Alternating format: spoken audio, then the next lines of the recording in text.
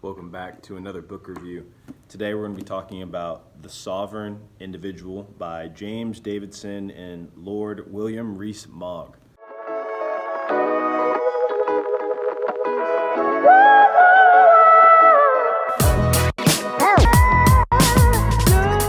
I picked up this book at the recommendation of Marty Bent, who is the host or one of the hosts of Tales from the Crypt.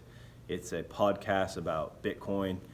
A lot of Bitcoiners, and I include myself in this group, Bitcoiners that is, but a lot of influencers in the Bitcoin space talk about this book and reference it quite often.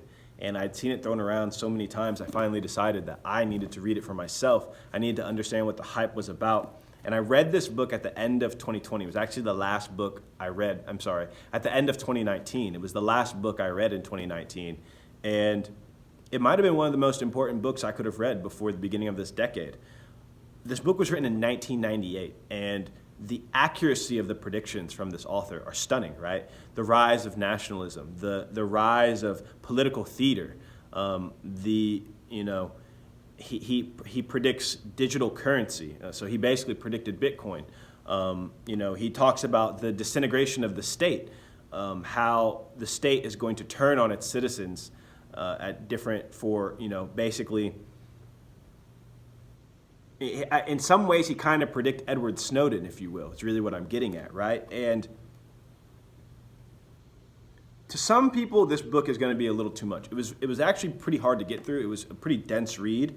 Luckily enough, I was really motivated because of the accuracy of the predictions. The beginning part of the book really makes the case for why microprocessing technology is going to disrupt the balance of powers that exist in humans in their relation to governments, right? And the authors don't just make this claim out of nowhere, right? They really actually look through history at different examples of, for example, I think this one is the best analogy is how the printing press disrupted the power structure of the church, right? Essentially, the authors are saying is that microprocessing technologies, computers, are going to disrupt the powers of governments, right? In the way these governments are structured. Make a pretty compelling case. For some people, it might seem a little bit too doomsday, end of world apocalyptic, and they might dismiss it, but the authors predict that the world is going to almost become more medieval in nature. It's going to turn into a lot of like mini nation states, but evidence for this is already emerging. You have countries such as Malta, you have countries such as Singapore. A lot of high net worth individuals are, buying large plots of land that have fresh water.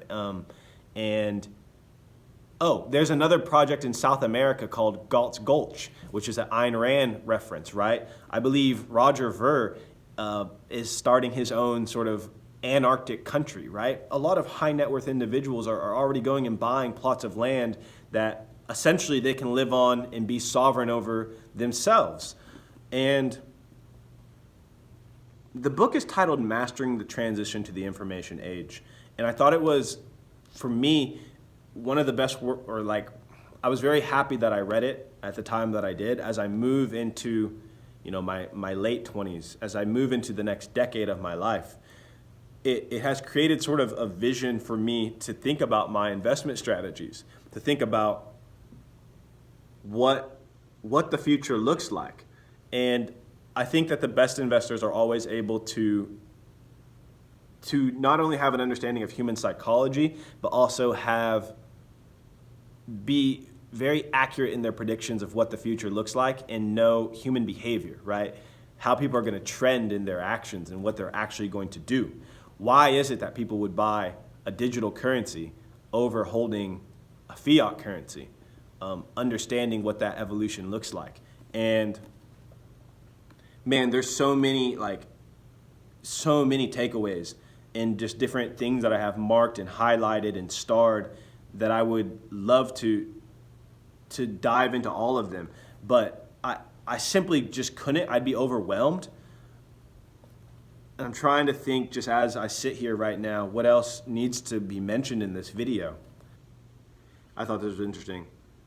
It has not yet occurred to most of your contemporaries that a life without politics is possible. What we have in the final years of the 20th century, what we have had in the final years of the 20th century is inarticulate disdain.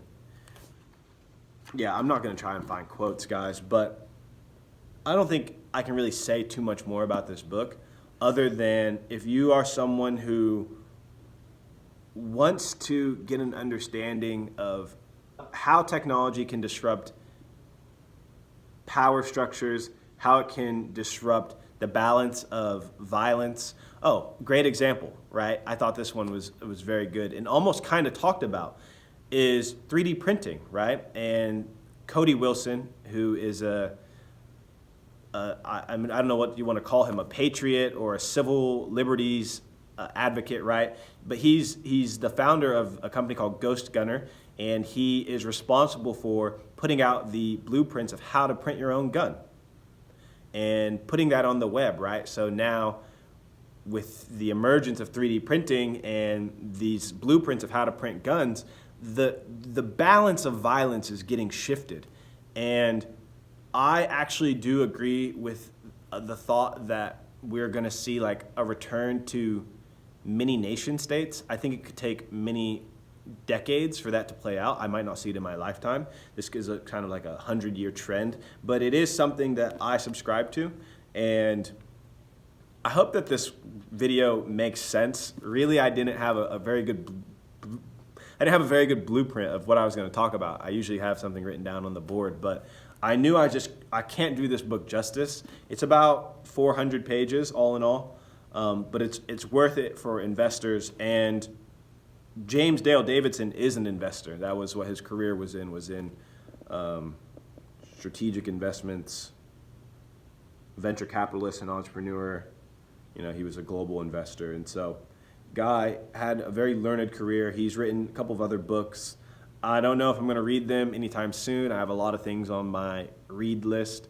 But yeah, let me know what you guys think. If you've already read this book, if you have thoughts about the sovereign individual, maybe you disagree with the portrayal of the future that Davidson puts out there, let me know. I'd love to hear from you. Or maybe you agree. I'd love to hear that too. So see you guys in the next video. Peace.